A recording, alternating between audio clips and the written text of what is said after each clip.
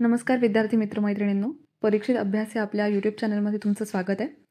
या व्हिडिओमध्ये आपण अतिशय महत्त्वाची माहिती आज आपण जाणून घेणार आहोत. कृपया लक्षपूर्वक ऐका.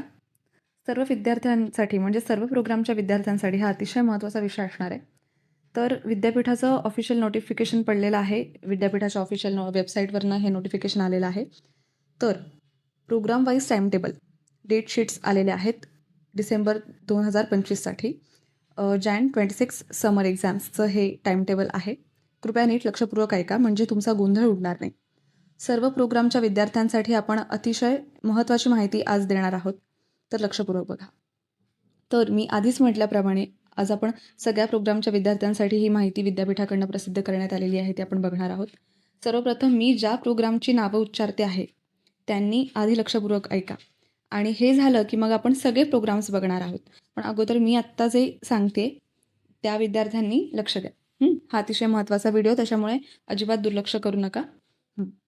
सर्वप्रथम एच्या विद्यार्थ्यांनी लक्ष द्या. मी आता प्रत्येक प्रोग्रामचं नाव घेते आहे, प्रत्येक विषयाचं नाव घेते आहे. MA Marathi sem 2015 pattern.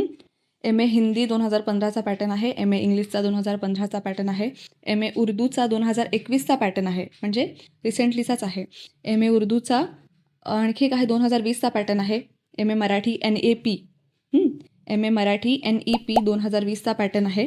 तिथे पुढे कंसात तुम्ही बघू शकता 70-30 असं दिलेलं आहे. तर 70-30 म्हणजे काय हे जाणून घेण्यासाठी हे अतिशय महत्त्वाचं आहे. अजिबात दुर्लक्ष करू नका. ते जाणून घेण्यासाठी तुम्ही पुढे व्हिडिओ बघा. म्हणजे 70-30 हा नेमका काय प्रकार आहे तो तुमच्या लक्षात येईल. ओके, तर MA मराठी NEP 2020चा पॅटर्न आहे. MA हिंदीचा न्यू 2021चा पॅटर्न आहे.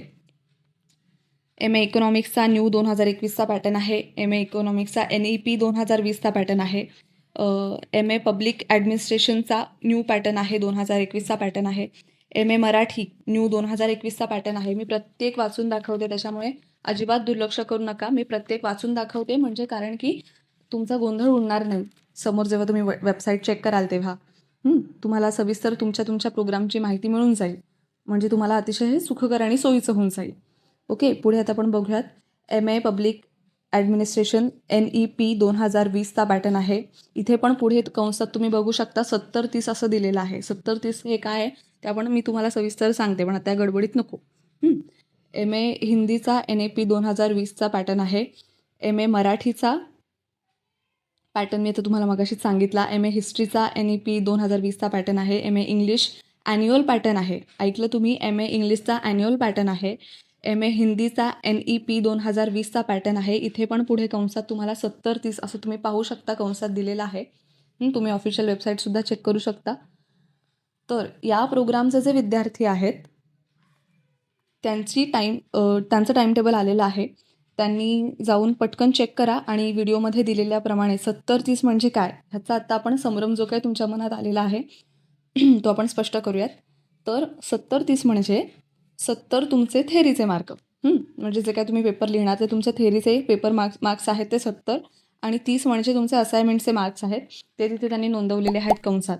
त्यामुळे उगाच गोंधळ करून घेऊ नका. ओके, आता MAच्या मुलांचं झालं. आता बाकीच्यांनी लक्ष द्या. मी मगाशी म्हणाल्याप्रमाणे मी अगोदर MAच्या मुलांचं सांगते आणि बाकीच्या मुलांचं मी पुढे सांगणारच आहे.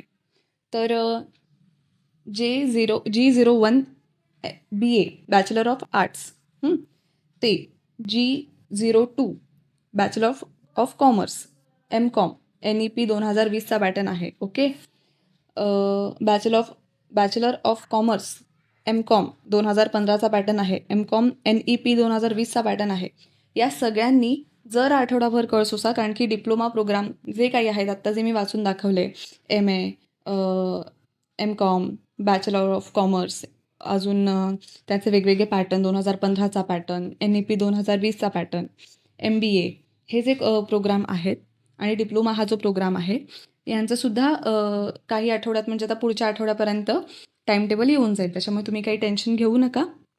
लवकरच विद्यापीठ त्याचं पण नोटिफिकेशन आपल्याला पाठवेल आणि जेव्हा ते नोटिफिकेशन आपल्याला पाठवेल त्याच्यावरती आपण आणखी एक व्हिडिओ करू, त्याच्यामुळे तुम्हाला पण ते सोयीचं जाईल. तर आत्ता हा जो व्हिडिओ मुख्यपणे मला असं वाटतं MAच्या मुलांनी बघितलेला आहे. तर तुम्हाला तुमच्या शंकांचं निरसन जे काही असेल करायचं ते तुम्ही कमेंट सेक्शनमध्ये करू शकता.